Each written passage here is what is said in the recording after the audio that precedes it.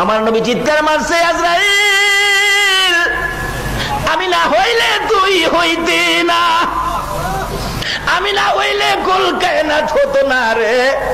আমার বুকের উপর হাত দিছো, আমি এত কষ্ট পাইতেছি রে আজরাইল, না জানি আমার গুনাহগার উম্মতের কত কষ্ট দেস রে আজরাইল। আমি রাসূল তোরে এই মুহূর্তে বলে দিলাম, আজ থেকে কিয়ামত পর্যন্ত আমার গুনাহগার এতিম উম্মতের জান খানদান করবি রে। আমার উম্মতের সকল ব্যথাগুলো আমি নবীর বুকের উপর চাপাইয়া দে।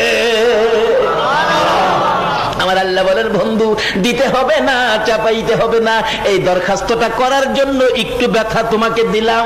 এবার আজরাইল বলেন, ইয়া রাসূলুল্লাহ আমি কথা দিলাম, আপনার উম্মত যারা হবে, আপনার আশেক যারা হবে, আপনার পাগল যারা হবে, আপনার কথা যারা মানবে, আপনার তরিকায় যারা চলবে, ওই আপনার উম্মতের